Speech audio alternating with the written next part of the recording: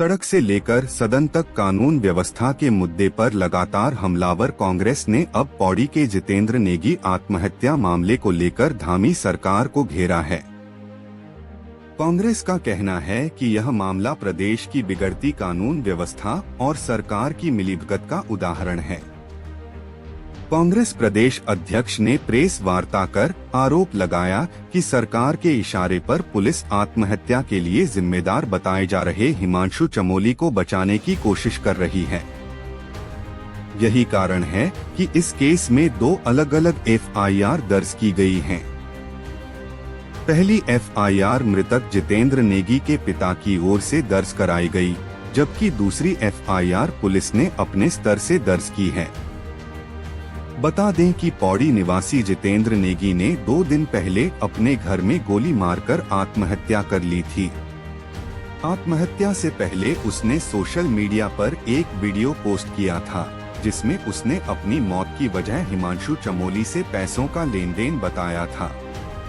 Video सामने आने के बाद मृतक के पिता ने हिमांशु चमोली और 2 अन्य लोगों के खिलाफ केस दर्ज कराया, लेकिन पुलिस की ओर से दर्ज दूसरी एफआईआर पर कांग्रेस ने सवाल उठाते हुए इसे मामले को कमजोर करने और आरोपियों को बचाने की साजिश बताया है।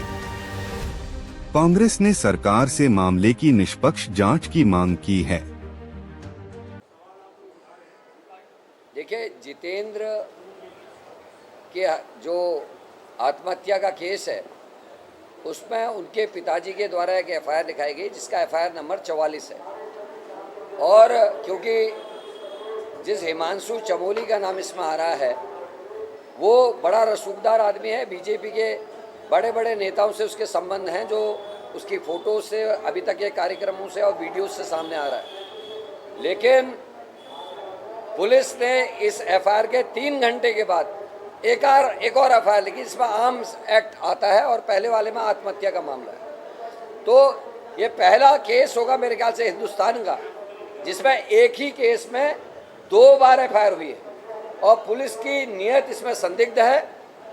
पुलिस किसी राजनीतिक दबाव में, सरकार के दबाव में हिमांशु को बचाने के लिए षड्यंत्र रच रही है और हम ये डिमांड कर रहे हैं कि पुलिस को, सरकार को तुरंत उस पूरे थाने को सस्पेंड करना चाहिए जिसने एक ही केस में 2 एफआईआर ली।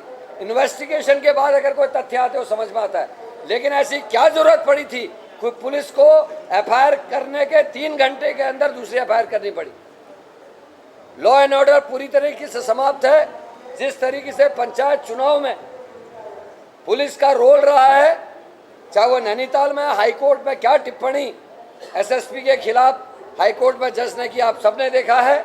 दोराहाट में पीड़ित पक्ष की रिपोर्ट 3 दिन बाद लिखते हैं और जो पीड़ित करने वाले लोग हैं, जो अपहरण करके ले गए, उनके द्वारा एफआईआर पहले दिन ले ली जाती है और जो व्यक्ति एफआईआर कराने जाता है उस आदमी पे 307 जैसे संगीन मुकदमे लगाए जाते हैं, जिसको कोर्ट ने अभी स्टे दिया है।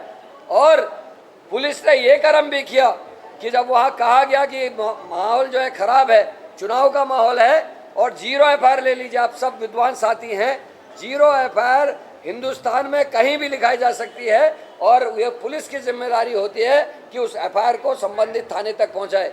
इलेक्शन चल रहा था, 2 महिलाओं के पतियों का अपहरण हुआ था और लेकिन पुलिस 0 एफआईआर लेने से मना करती है, उनसे कहती है 40 किलोमीटर दूर जाके अपनी एफआईआर लिखा के आइए।